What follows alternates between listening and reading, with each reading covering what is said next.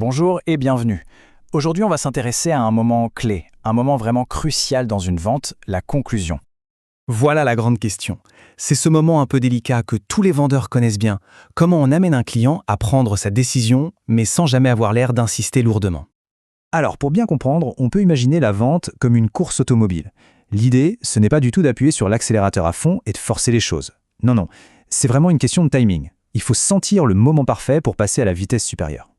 Bon, pour commencer, il faut bien comprendre le principal obstacle. Et cet obstacle, c'est l'indécision tout à fait naturelle de la plupart des acheteurs.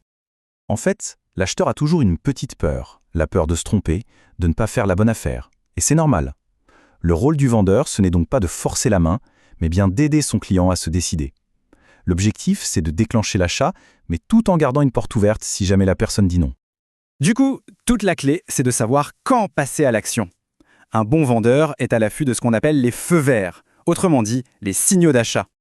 Et ces signaux, il y en a en gros deux types. D'abord, tout ce qui est non-verbal, son attitude, ses gestes, et puis bien sûr, il y a les signaux verbaux, les questions posées, les mots utilisés.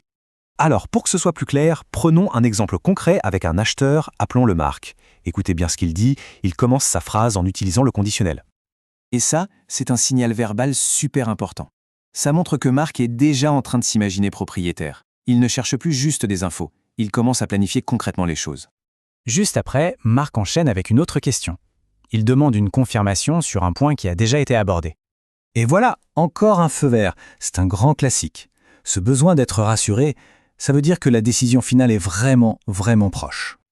Ok, donc là, tous les feux sont au vert. C'est le moment d'agir. C'est le moment d'aider le client à franchir cette fameuse ligne d'arrivée, et pour ça, il y a une technique bien précise. Le vendeur, qu'on va appeler Alex, va utiliser une technique en deux temps. D'abord, il va reformuler pour valider les points d'accord. Ensuite, il va proposer une alternative.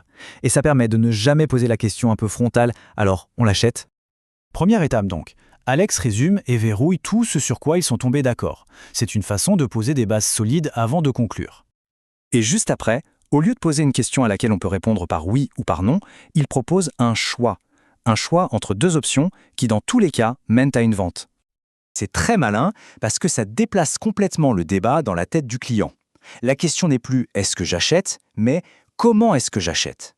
On passe d'une grande décision à un petit choix entre deux options positives. Une fois que ce choix est fait, la décision est prise. Et là, tout naturellement, on peut passer à la formalisation de la vente. C'est ce qu'on appelle la conclusion implicite. Le vendeur Alex n'attend pas une confirmation formelle.